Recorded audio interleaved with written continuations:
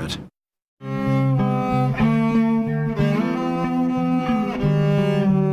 I used to go through a period of why did I get cancer a lot, until I discovered at my father's funeral that both my brother and my father both had prostate cancer, and that mine was hereditary. And this is a problem for a lot of men who may not be close to their families, because they don't know how high a risk they are for getting prostate cancer. Because if it runs in your family, the risk is quite high. Why did I get it? I have no idea. And I don't concern myself with questions like that. It's happened, and you live with it. You know, you accept all the ramifications, and if you survive and it doesn't come back after 5 years, I think, you know, you can be quite hopeful. I don't think I ever once asked myself that. Once I had the diagnosis firmly in hand, I said, you know, I guess my number was likely to come up. When I was younger, I smoked and I drank. I did all the things I wasn't supposed to do. Probably didn't have the world's greatest diet. And so the odds probably favored something going wrong with my body at some point in time. It happened to be my prostate. Well, it could have been anything else, I guess. You know, luckily, in a sense, luckily it wasn't something else. There have been periods where I sort of wondered why I got cancer. I sort of wonder, was prostate cancer in my family, either my mother's side or my dad's side? Is it hereditary? I really don't know, for the simple reason is that going back 20 years, 30 years, 40 years, few men were diagnosed with prostate cancer, nor did they have any way of really diagnosing other than perhaps the rectal examination, whatever. And my understanding is that very few men ever had that, nor did doctors ever administer that. So it's very possible that there is a hereditary factor within my family, with my mother's brothers or my dad, but it was never diagnosed. So that actually is a question I do ask myself. Is it in my family? I certainly do tell my nephews and what have you that, by the way, you need to start to think about getting looked at and checked, because you're now reaching the age of 40.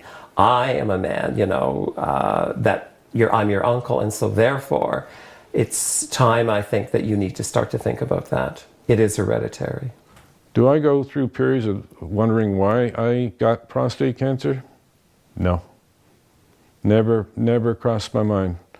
Lots of people who are a lot less deserving of something bad happening to them than me, it happens to them every day. I mean, just watch the news, read the paper. I mean, you want to see some real people that got the short straw. I've had a pretty good run already in life. I'm planning on having I may be coming into the final turn, but I've still got a long stretch ahead of me, I hope. And I'm going to try and get as much enjoyment out of it as I can. I can't say I do. I don't think too much about why me. In many ways, I think I've been blessed in terms of how my cancer has come upon me. I was blessed that my doctor had been monitoring my PSA for 10 years, so he was able to diagnose very early that there might be something wrong. Many men aren't diagnosed until it's metaphased and they're in a situation where they have very little treatment options left. I think in a well-earned life, a well-lived life, you're going to bump into some roadblocks. I mean, there's road bumps. My dad went through World War II. He was 35 years old, and a little road bump called World War II came along. How'd you like that for 5 years?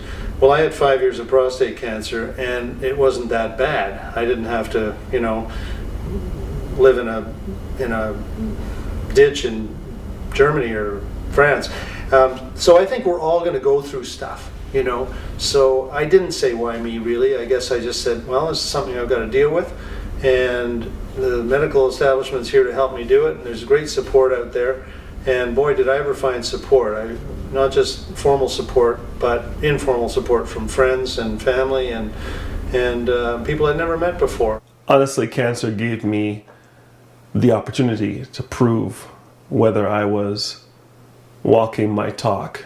of positive thinking and being an uplifting person, and all the affirmations and all the things I've done to manage my life thus far, I honestly took it as a challenge to say, I will not allow myself to have stinking thinking. I will not be negative. I will, even if I'm scared, I will not utter the words. I will not give the words life. I may think it, I'll swallow it. I definitely didn't tell my wife that I was fearful. I managed my life deliberately in order to ensure that the negative emotion didn't overwhelm me.